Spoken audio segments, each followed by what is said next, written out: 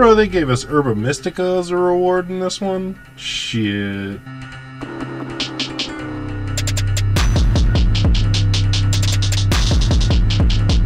This Venusaur raid's a pretty tough raid. First of all, we have to limit our options because we can't use special attackers. We have to use physical attackers since it not only has Amnesia, it has it in its moveset, so it's gonna spam it to +6, okay? So we're not gonna be doing significant damage with special moves unless we use Unaware, and no Unaware Pokemon are good for this raid. It's also gonna keep up Sun, so depending on what Pokemon you're using, you may be in a situation where sometimes you outspeed it, sometimes you don't. And what that's going to do is lead to some turns where you get hit twice in one turn. Obviously, the thing that makes this thing unique is that most of its additional actions happen at the very beginning of the raid. Once you get past the first 4 or 5 turns, the only additional action you're going to be dealing with is the second sunny day that happens at 50% HP. Also, Venusaur does use Petal Blizzard one time, so technically it's a mixed attacker, though after that first attack, it's going to be using nothing but special attacks. That being said, it's not too hard to counter.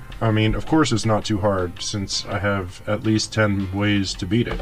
First things first, out of the 10 ways I use to beat this build, there are only 3 that I really recommend using. Goodra is the only one that is guaranteed to win, but only if you lock out certain allies. Chestnaught, it might actually be faster on average than Goodra. If you don't have a DLC, then that's where the third recommendation comes. Now, there are 2 Pokemon that you can use without the DLC to win this, that as far as I know, and those are Cetitan and Weavile. I think Cetitan is just a little bit better, but Weavile is pretty good too, and I will be covering Weavile in this video. Now, these 4 builds will work most of the time. So if you like any of these Pokemon, feel free to go ahead and use them. Now these last 3 are just a gimmick, okay? These 3 will actually only work less than 50% of the time, so I don't actually recommend you build any of these. I just wanted to mention they worked for me too, at least once. To the only Pokemon here that is guaranteed to win as long as you play it correctly. What I recommend you do is reset for allies, but I don't want you to do it ahead of time like I showed in my video here. I mean, though you could, I want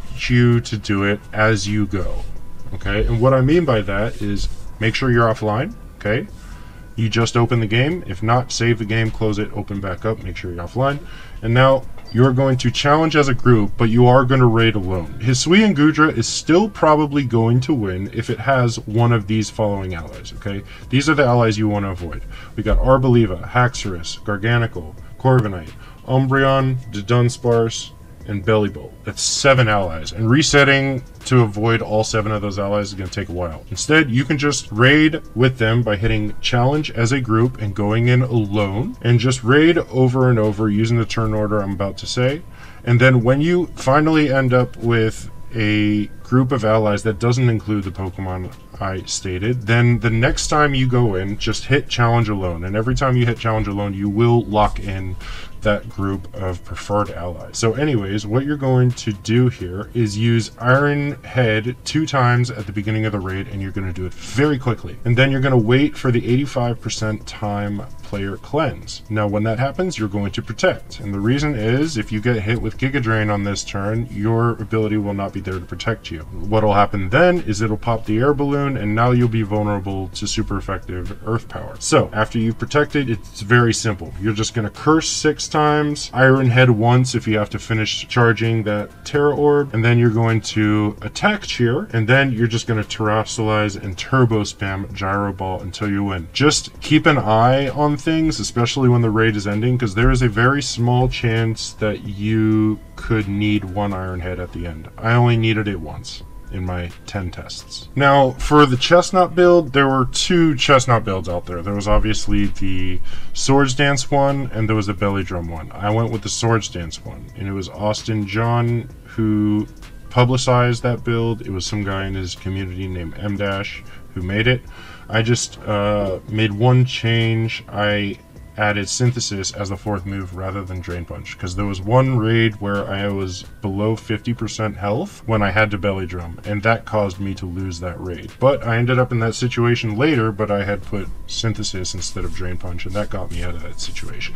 Okay, so what you're going to be doing, if there's no Arboliva or Gardevoir on your team, then you're going to want to Seed Bomb 3 times as fast as you possibly can. And the reason is, on about turn 4, if you're fast, you are going to get cleansed of your ability, and you don't want to get stuck in the middle of it, having used a move and being locked into a move and being vulnerable to Sludge Bomb. After the 3 Seed Bombs, or 2, if you're with Arboliva or Gardevoir, then you are going to use Spiky Shield to keep you safe on that turn. After that, you're going to go ahead and use Belly Drum.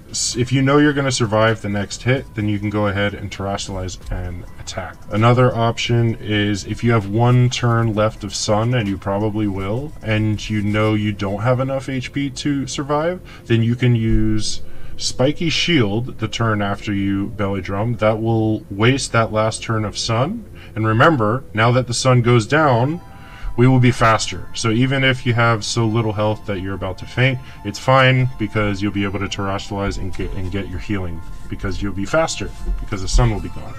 But once you're at that point, you just turbo spam Seed Bomb until it's over. Now, my personal recommended pick for those of you who do not have access to the DLC is going to be Cetitan. The Weavile is pretty good too. But with Cetitan, you are simply going to, first of all, wait until 85% time when there is a player cleanse. Then you are going to Amnesia 3 times, and then you are going to rest, and then Heal Cheer. Rest is going to heal your HP, and then Heal Cheer is going to get rid of that sleep. And then once you wake yourself up with the Heal Cheer, you're going to Belly Drum, and then after that you just spam Avalanche until you can Terastallize, then Terastallize, turbo spam Avalanche until you win. So Titan is going to hit harder than every other Pokemon in this video. It hits very, very hard. Trevenant also has a pretty simple turn order. Now, believe it or not, you're actually going to want to avoid Arboliva. In my testing, I only won 3 out of 5 with Arboliva as an ally. When I didn't have Arboliva as an ally, I won 9 out of 10. Okay, so those animations matter even when they are boosting your damage. You're going to use Haze turn 1, then you're going to Skitter Smack once, and then you're going to use Growth 2 or 3 times. Preferably when the sun is up, you want to definitely get up to +4. +4 is the minimum. If you're at +4, you're good. Okay, don't take any risks and try to get to +6. And then after that, you're just going to spam Horn Leech, Terastallize, turbo spam Horn Leech until you win. It's that simple. Snarl has a very simple turn order, and I got this build from Fate Gamer. He's a moderator in Dance Squared's server, which is lit, by the way. Join that server. But anyways, Weavile's pretty good, especially for those of you who don't have access to the DLC. You're just going to Snarl 3 times until you faint. You will faint, and then you'll Swords Dance 3 times, spam Ice Punch, Terastallize, turbo spam Ice Punch until you win. It's that simple. Decidueye also has a very simple turn order. We're going to be using Haze turn 1 to get rid of Venusaur's buffs. Then we're going to Leaf Blade until we faint. Once we come back, we're just going to Swords Dance 3 times. Synthesis at this point if you have to stay alive. I do have to use Synthesis a couple times when I'm setting up with Decidueye. But then you're just going to spam Leaf Blade until you can Terastallize, then Terastallize and turbo spam Leaf Blade until you win. If you don't get crit while you're Terastallized, you're going to win. If you do get crit while you're Terastallized, then you're going to die, and you're going to have to reset. That's just how this one works. But Decidueye does so much damage that it only takes him 4 or 5 turns to end the raid once he's Terastallized, so it's not that big a risk. Now we move on to Snorlax, which is going to have the exact same turn order as Cetitan pretty much. We're just going to wait until the 85% time cleanse. You're going to wait, and then we're going to hit Amnesia 3 times. Then we're going to rest into a Heal Cheer so that we're at full health or close to full health. And then we're going to use Belly Drum, at which point we're just going to spam Ice Punch until we can Terastallize, and then we just Terastallize and turbo spam Ice Punch until you win. It's a very simple turn order. It's not crit proof. There are definitely a couple turns in there. If you get crit, you'll faint, but it's definitely pretty safe. Now Venusaur, I only used 4 times and I won 4 times. So this might actually win more than 50% of the time. It seemed pretty safe, but all you're going to do, first you're going to wait until the 85% time player cleanse. Then you're going to Amnesia 3 times. You're going to use Synthesis to stay alive, keeping in mind that Synthesis, while sun is up, is going to be a little better. And then we're going to Swords Dance 3 times. After that, we are simply going to spam Petal Blizzard, Terrasilize, and then turbo spam Petal Blizzard until you win.